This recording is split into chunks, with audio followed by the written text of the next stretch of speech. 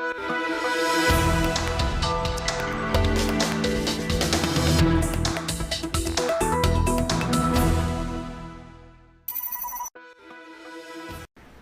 بكم. غوريلا الجبال وميليشيات مسلحة وأمير بلجيكي وشركة نفط إنجليزية.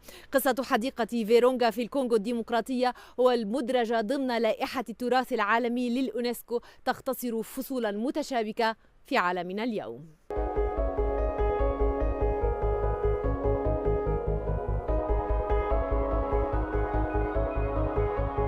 أنا هنا لحضور العرض الخاص بفيلم فيرونغا الوثائقي الذي حاز جوائز عدة منذ إطلاقه في 2014 والمرشح لجائزة الأوسكار في 2015. في عمق غابات شرق الكونغو الديمقراطية تقع حديقة فيرونغا، إحدى أثرى المناطق الطبيعية المتنوعة بيولوجيا والمتبقية في العالم، موطن آخر فصائل غوريلا الجبال.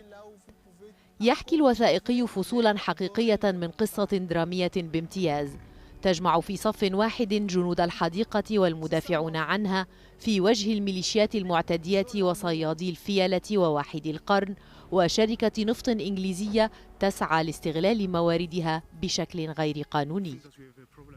منذ حلولها في المنطقة عام 2007 تعرضت شركة النفط البريطانية سوكو لهجمات لاذعة من منظمة اليونسكو ومن حماة البيئة الذين يرون أن استغلال النفط هناك من شأنه أن يعيد إشعال شرارة الاقتتال في منطقة تبخر فيها 6 ملايين إنسان في دورات حروب أهلية متكررة.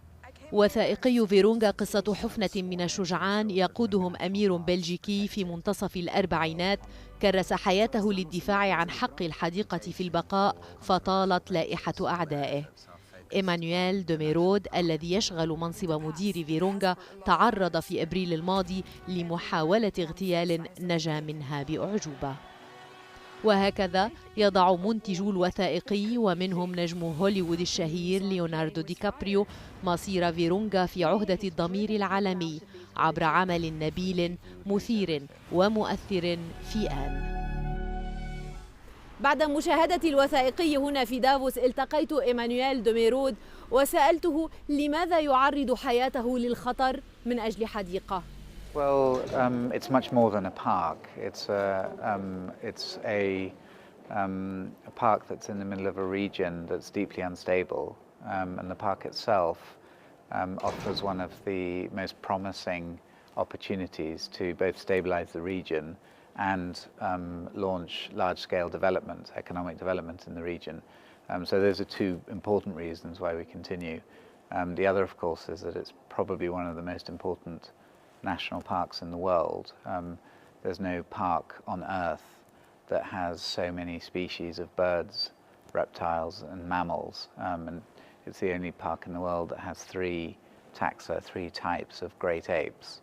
It has the lowland gorillas, the chimpanzees and the mountain gorillas, and these are critically endangered and incredibly important in terms of their conservation value, but also in terms of their economic importance, because they can launch a very, very significant tourism industry. هل الحفاظ على هذه الحياة الطبيعية وعلى هذه الثروة الطبيعية كان السبب وراء شنكم هذه الحرب على شركة النفط الإنجليزية التي كانت تحاول استخراج النفط في المنطقة؟ Well, it's one of the reasons. It's what brought me to Congo, was this amazing wildlife that has no comparison anywhere else on Earth. But it's not the main reason why we're in confrontation with those who are trying to explore and exploit oil illegally in the national park. The main reason for that is that illegal resource extraction is deeply destabilizing in this region. It's not I'm not making a comment against oil. We're not anti-oil.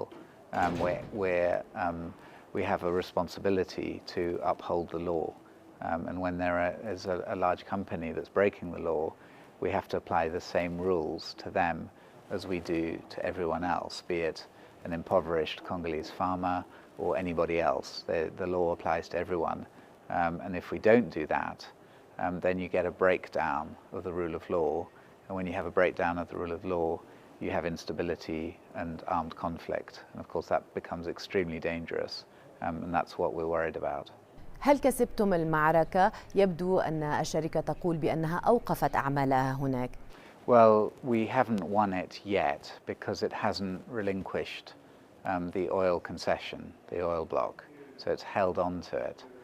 We have campaigned very hard at a local level in Congo and internationally to hold them to the law, to make them accountable for what they've been doing. And they've made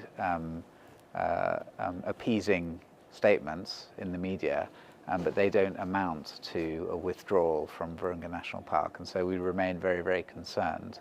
And so we haven't won that war yet, but we're fighting very hard, and we think we can win it. هل لديكم خطة واضحة المعالم تحول فيرونغا بارك إلى معلم سياحي أساسي يدر دخل على الاقتصاد الكونغولي؟ Yeah, no, I mean, of course, it's all about economics. It's all about relaunching the economy, and oil is one of the options. You know, it may be what the Congolese people choose, and if it's done legally, then we won't oppose it. We can't do that. But what we'd like to do is to show that there are alternatives that are not damaging to the national park and that can create an equal level of wealth for the local communities, for the Congolese people. And those are based on tourism, which can generate enormous wealth and a very large number of employments. It's based on alternative energy, mainly based on hydroelectricity. It's a mountainous park with very high rainfall, can create over 120 megawatts, which is 25 times what the park is currently, what the province is currently receiving. It's more electricity than the whole of the country of Rwanda is currently producing. It's a massive amount of energy, and that can drive industry enough to create between 80 and 100,000 jobs. So these are real alternatives. They can create more employment than oil.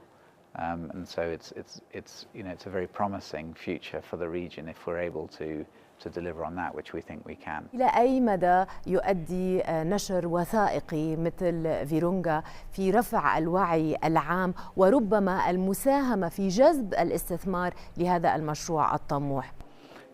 Well, the film Virunga has been an incredibly important film because it's documented 2 years of the life of our rangers in Virunga, how they've survived the war, how they've confronted illegal activities in the park, and how they've kept this amazing park going. And so it takes us from a very difficult local situation where our rangers were dying. Over 140 of them have been killed since the beginning of the war, to a situation where they now have international recognition for what they've achieved.